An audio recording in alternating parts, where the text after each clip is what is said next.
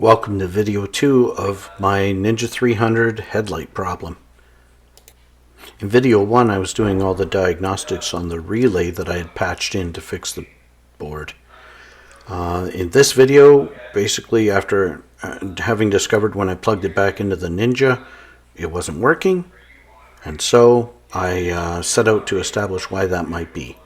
So the first thing I had to do was establish when a Ninja 300 sends power to its headlights. And thankfully I had my son's Ninja along to test what should be happening. I established what features are dependent on the very same pinouts or the same section of the relay as relay 1, the same section of the box as relay 1. And also proving that the power problem is not on the relay board itself. So basically I measured from where I patched in the new relay out to the pins, and that is not, I proved that that's not the issue. So I continue with building cables and hooking up everything except the suspect wires so that I can have everything running on the motorcycle and then test if those wires are providing voltage to the relay box. And I believe I end up proving that the wires leading to the relay box are not supplying the expected power. Now, really, I gave you the answers to the end to my problem, what's proven, but if you are experiencing the same kinds of things, maybe this video will help with confirm some of the things that you're finding yourself with this problem. And generally, the sixth thing I've accomplished is displaying my rather amateur knowledge of electronics, but let's have some fun.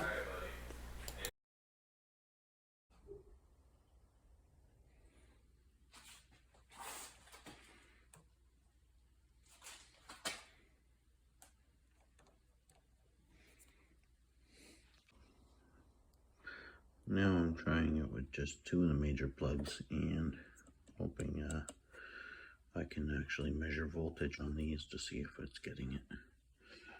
Let's try it again.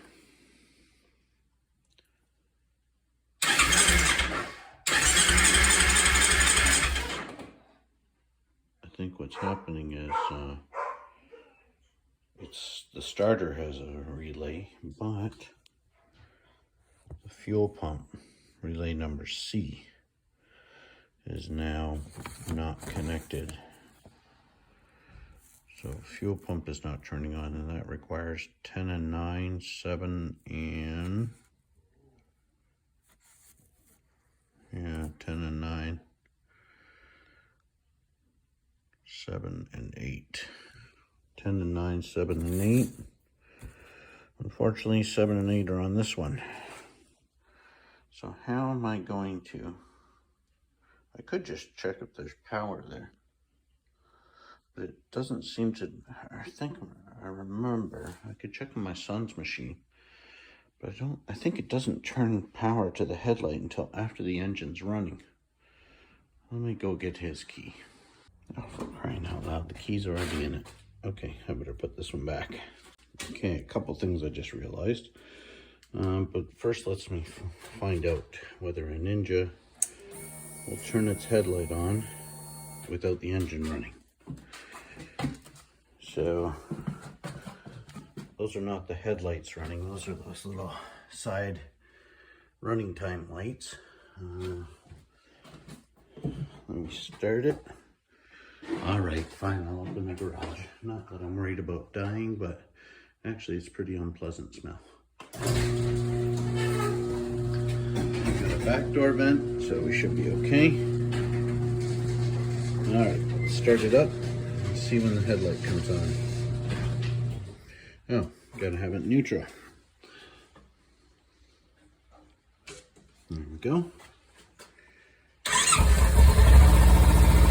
Right away. And kill it. The headlight stays on. In this case, both headlights are on because I've got this turned on as well. So, turn the high beam off, and one of them turns off, like that. And turn this to the off position, the key, and then that headlight goes off. And if you turn it back on, it doesn't come back on. So the headlight comes on after the engine. Actually, was it just during the cycling or only when the engine was running? Let me try that again.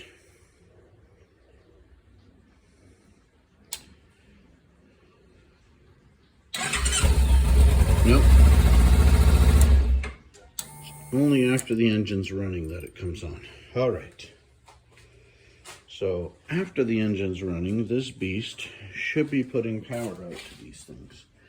I wonder if I can hook it all up and just measure it where the tester connects. Maybe that's a start, instead of just measuring here.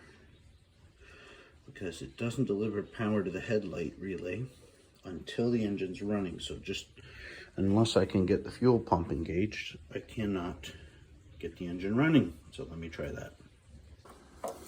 As soon as I plug this in, with the key turned by the way, I instantly heard the fuel pump start up right in here. So that's definitely working, the fuel pump part. And I'll be able to start it. But despite all my headlights being plugged back in,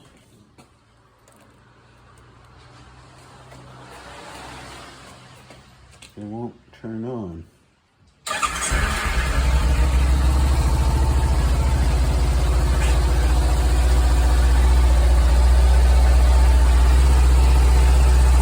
Nope.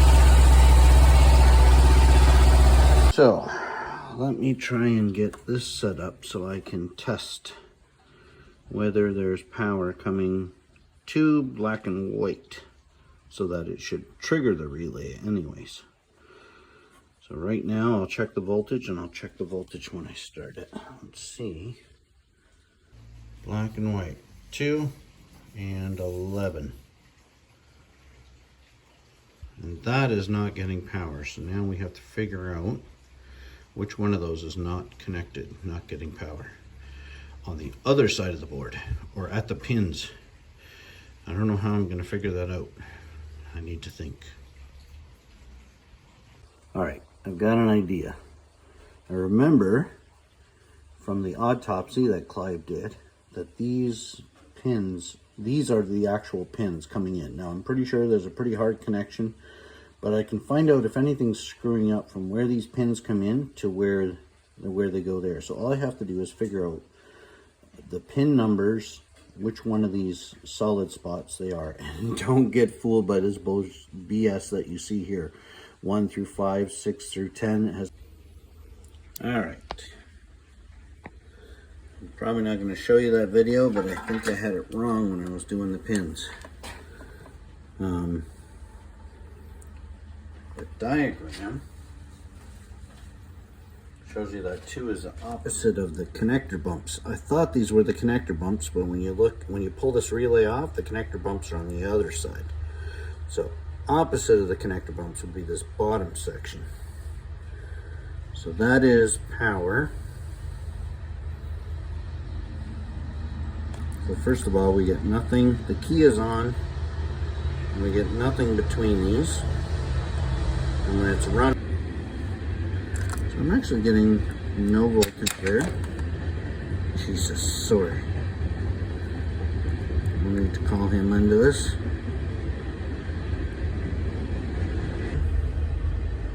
The bottom, the inside one.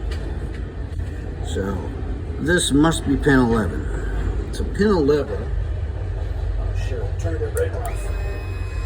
You start the engine.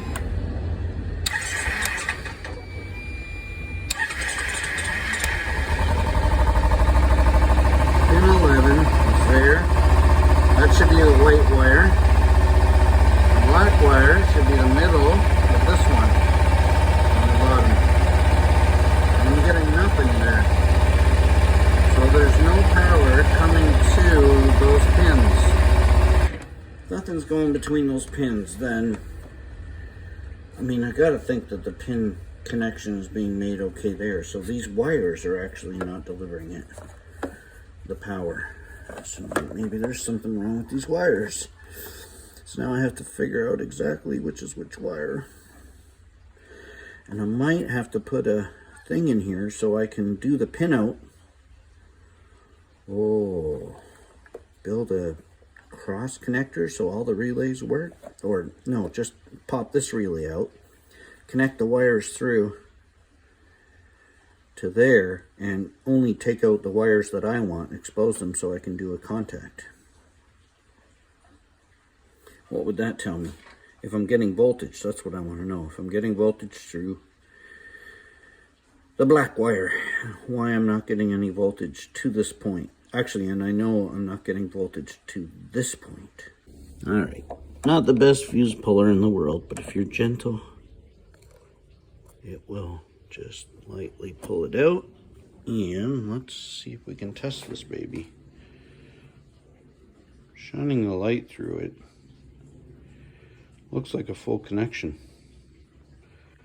Fuse is still good, but without a continuity test, it's not real until we do that. So let me try that here. Continuity mode. Come on now. There's my connector. Let's see. Continuity says 0L, no connection, and there we are, full connection, no resistance. So the fuse is working. Let's put that headlight fuse back. Oh Lord. Alright, fuse is back in place. It was 15 amp headlight fuse, so we're all good there. It's not the fuse. All right, I think my objective is going to be to determine for sure if that part of the relay, the wiring on the motorcycle, is not delivering power to pin number 2. So I believe with everything that I've done, this relay is working. But maybe the motorcycle is not delivering power to pin number 2. Pin number 2 and pin number 11 don't seem to function when the motorcycle's running. So that's what I'm going to go after. The way I'm going to do that is by unplugging this middle relay, but wiring all the necessary components other than pin 2, such that they're all straight through, but I have pin 2 isolated, and to see if I'm getting power out of that wire, pin number 2. I know it's going to seem kind of odd, but I have to have the motorcycle running, which means I need the pump. And you can see here the fuel pump is C, and C is pin number 8, pin number 7 is the gate, and pin number 9 and 10, and 7, 8 are on this very same thing, so they have to be hooked up. Pin number 3 I'm going to hook up anyways, straight through, because it's going to be part of, it goes to either the blue or the red. Pin number 3 goes to the blue. Pin number 3 is blue.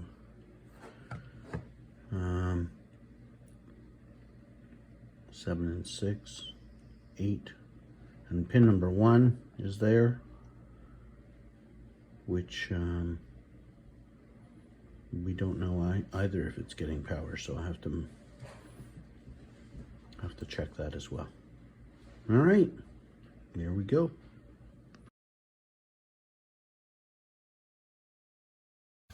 You know, instead of manufacturing all those connectors, I got all this Arduino stuff. And surely I have some with female and some with female on one side, male on the other. Or I could even connect them through to convert it. Hilariously, the black wire is almost done. A reflection that my kids' desire for black clothing probably comes from me. Hopefully this serves as a camera aiming platform.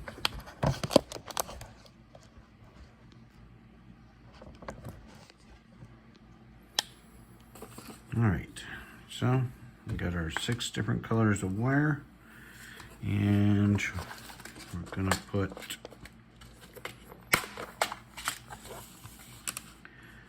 smallest female end connectors on all of them that I've got.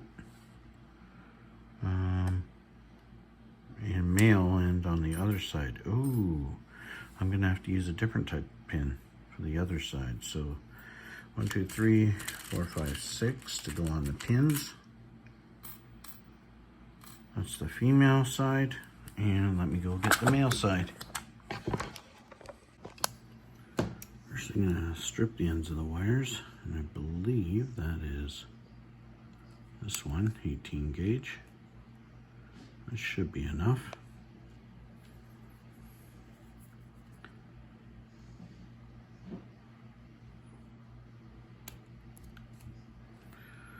Just a little short one, because basically what I have to do is fit it into these babies right here, right like that. Solder that in there, close it up with this other funny device, and we're good to go. So let me get all these done. 18 gauge.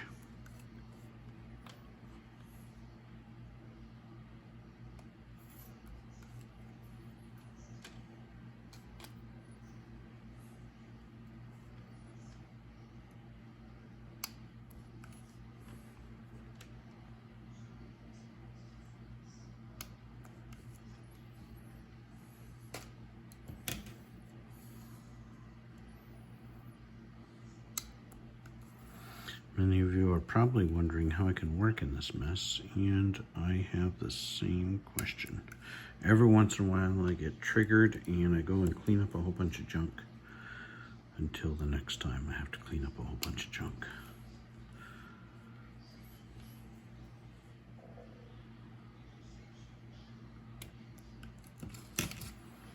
Okay, with that done, let's manufacture the ends.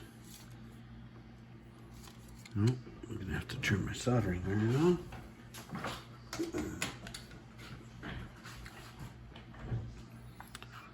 This is a soldering iron kit I got. Totally amateur, basically run-of-the-mill soldering iron. Certainly not those powerful units that I've seen some people using. So far it's working, but I know there's some things that I can't do with it, but that can wait. It's more advanced than I am. I'm going to tin the wires before putting them in, I believe. And I'm not a real expert at this, but if I leave the soldering iron in here, I just take the wire that I want to tin, I spin this a bit. Now, this is the part where is the soldering iron hot enough? Not yet. Oh yeah, a little bit hot. Getting it to make contact with the wire first is usually the best thing. I've seen some people do that expertly, but there's a tinned wire. That should be easy enough to put inside. Cable. Fastener. Tinning the wire is going to help me attach it to the fastener more quickly.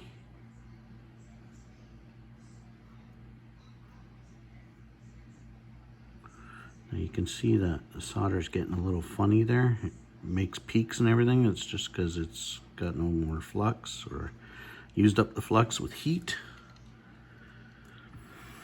Okay, let's manufacture one of them. Now, I don't have one of those great caliper things, so what I'm trying to do is curve the wire so it's laying flat on the table. I put it right in this thing.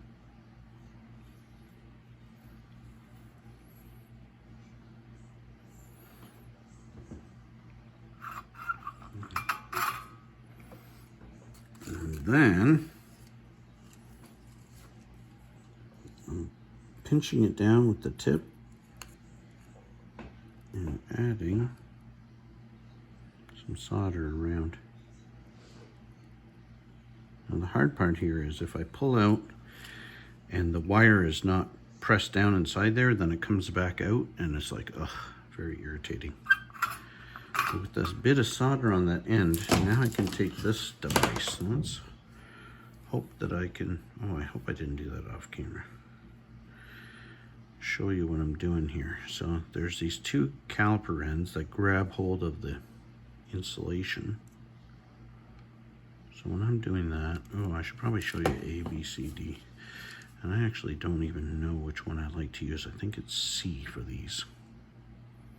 So I'm putting it in there, and now it's going to curl it in and down when I squeeze it shut. And you can see it's curled in on the insulation now. The other one I can curl a bit as well. Maybe I'll use D. But I'm really just folding it over the solder. And if I had been doing this very correctly, I would already have the cover piece on here and even a little bit of shrink to make the, so take a little bit of shrink tubing.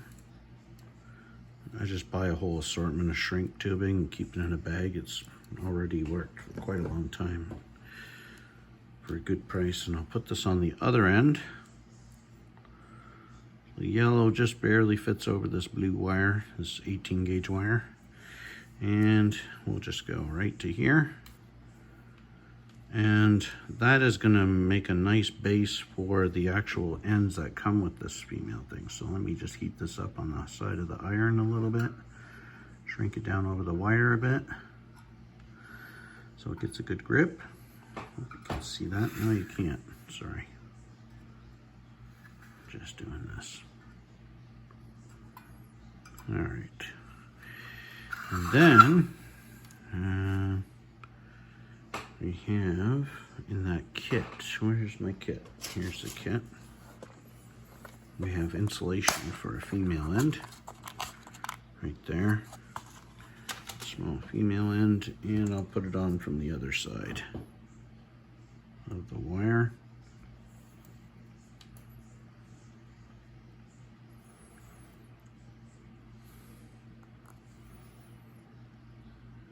This really just makes up a very basic soldering video. Now that female end is covered. Now the other end needs to be male.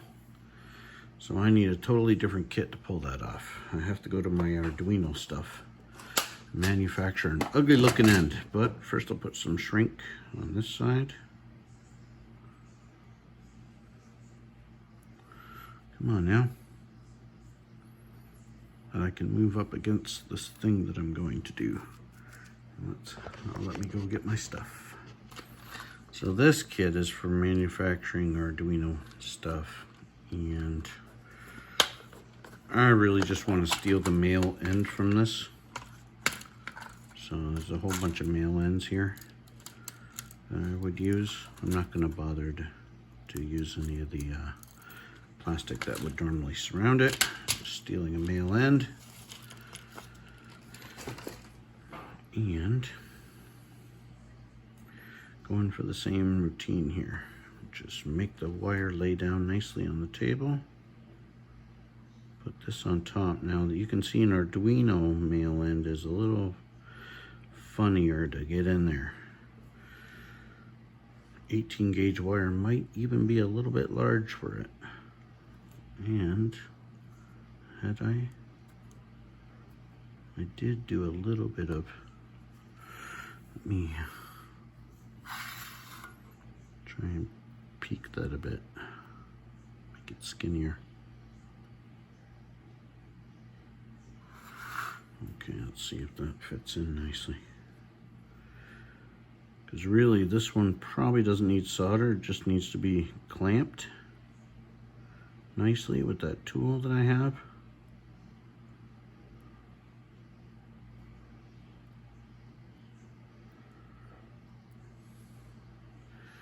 This one is so hard to get it to stay. So I don't know what size I'm going to use here. Maybe an E. I think E is the smallest size.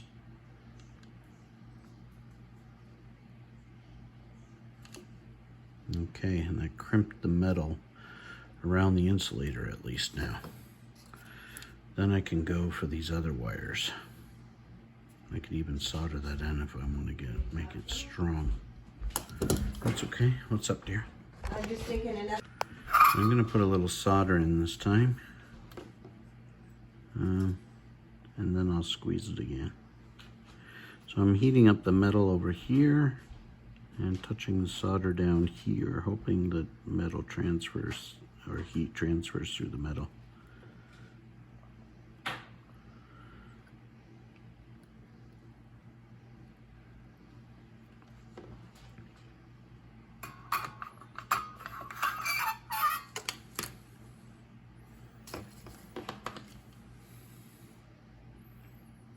And I'm going to crimp that down. I'm definitely not using the right gauge of wire for this kind of pin out, but it's going to give me a mail-in pin, and it's the only one I've got, so make do. There we go. Now I can take my shrink wrap, push it up over top of this, and we got a reasonably protected thing. So for that shrink wrap, I'm just gonna rub it along here a bit, and the heat of the soldering iron kind of makes it shrink down. The most important to get it shrink down is anything that's ribbed or bumped, because that'll make some grip so it won't slide along the wire. There we go. If you'd have smell-o-vision, you'd know that I was definitely heating that up. Maybe a little too much. Looks good though. So this should be able to plug into... Oh, this is probably going to be too lightweight to plug into one of these things, the female ends of these. What do I do about that?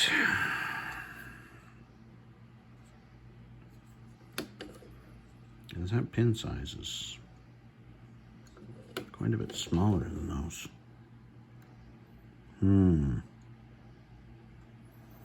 What do I do? Add a little solder? Maybe a little.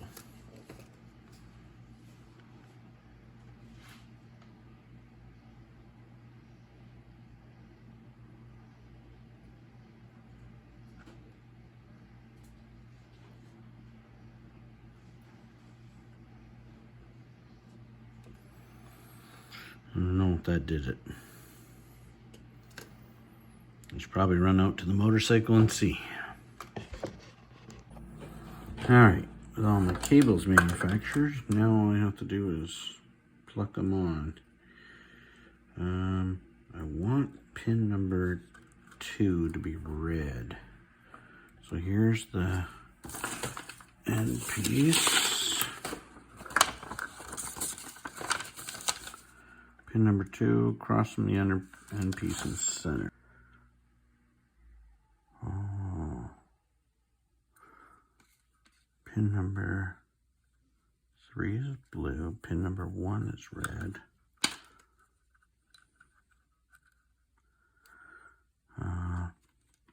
Pin number 2 is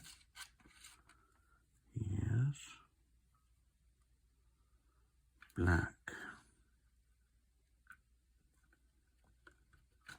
1 is red, 2 is black. Okay. 1 is red, 2 is black. 3 is blue. And the rest of them don't matter. Okay, those are on pretty darn solid. Let's take it out to the bike and let's find out if the wire is delivering power. All right, hopefully you can see all this. So I have to plug in these two, and then I have to get all the other important wires to go back into the correct locations on here. So I got male ends for that.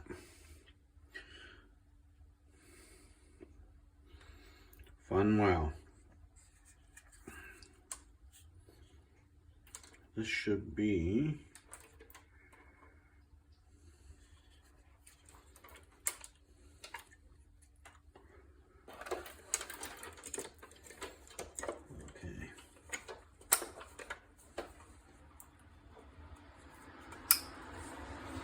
That was the easy part.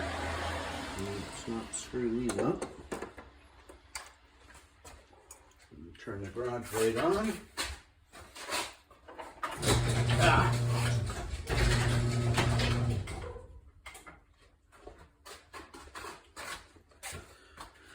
And get my glasses. Okay. Let me see if my hands, yes, the work is in view. If this would have gone on like that, which it would have, and I said blue, oh my God, did I go in the house and not bring out the stupid piece of paper? Back I go.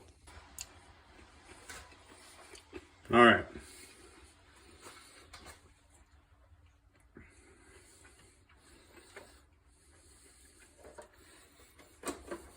Yeah.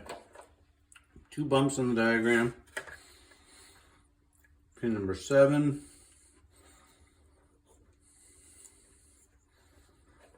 Maybe 7 and 6 and 3. Wait, blue. It's pin number 1. Did I get that wrong?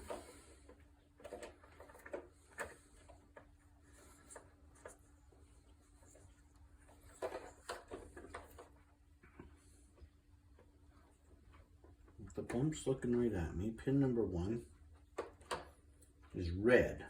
Pin number 2 should have been blue, but I made it black. Oh, that's because pin number 2 is black. Never mind.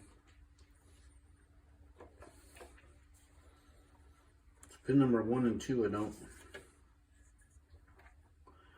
or that one and that one. Which means that's number 8, which would be white.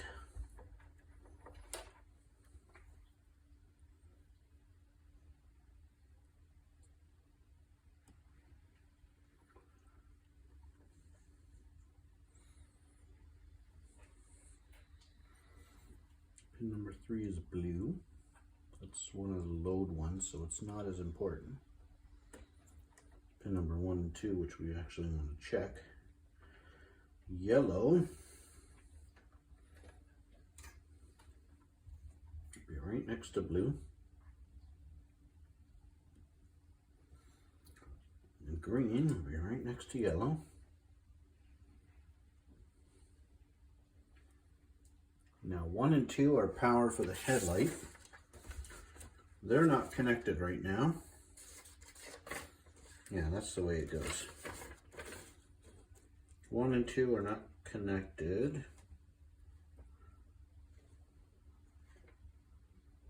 Because this is a pin out for that. It's the face of that one. So it's reversed. Pin number 1 and 2 are there. They're not connected because I want to see if they're getting power. So I'm going to connect them to the tester, which I don't have with me. Why don't I have the tester here? Where's the tester? Back in the house? Oh, I'll be back, sorry. All right, what I really should be doing, pin number 2 is black. I should be plugging into this end, because this is where the power is coming from. Pin number 2 is black, pin number 2 is in the middle. So let's get this hooked up. Come on.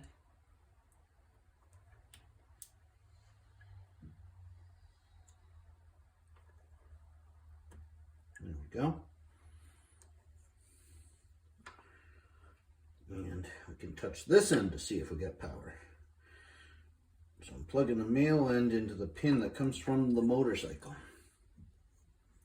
Last time I had it plugged into the stupid relay. Well, what's the point of that? Of course you're going to get all kinds of crazy readings, because who knows what the diodes are doing. So this time around, I want to check Again, I'm going to have the black on this and then the red going into one of these. So to start, there's no voltage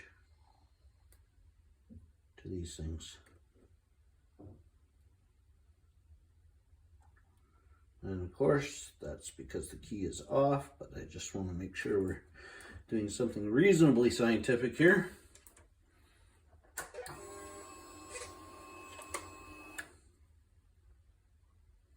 All right. So let's see here. Anything? The key on, still nothing serious. It's going all over it. It's saying there's something going on there, but not voltage. Now let's turn the bike on.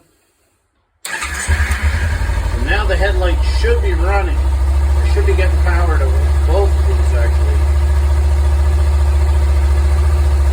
So I'm getting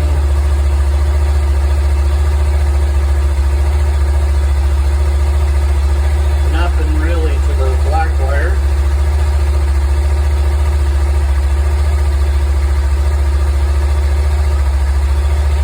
Getting, look like 12 volts there to the normal pin number 1. Yep. No. That's millivolts. Now I have the question, is this supposed to, should I be able to detect it this way? What's another way? Where's the guaranteed power coming from?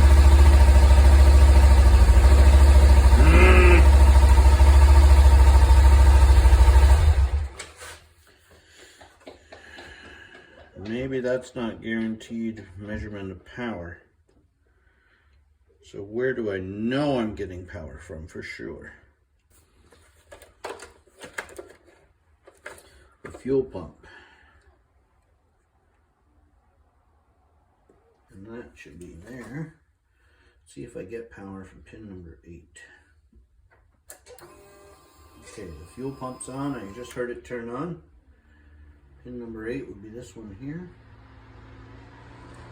Voltage. Yes. Okay, so this works. I'm getting voltage out of pin number 8 when the fuel cell's on. So that means pin number 1 and 2, I get even when the engine, I don't get any power even when the engine is running. Let's try it once more to make sure. Turn the engine on.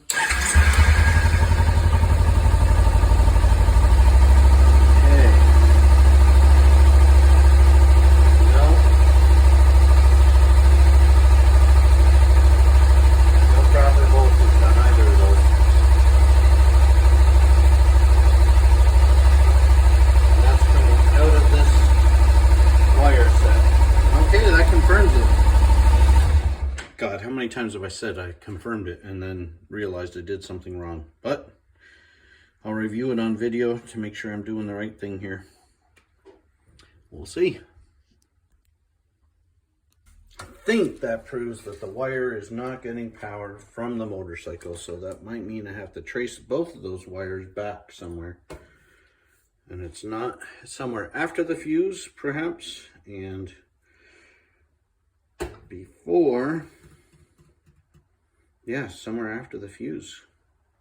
God, this is going to be hard to figure out.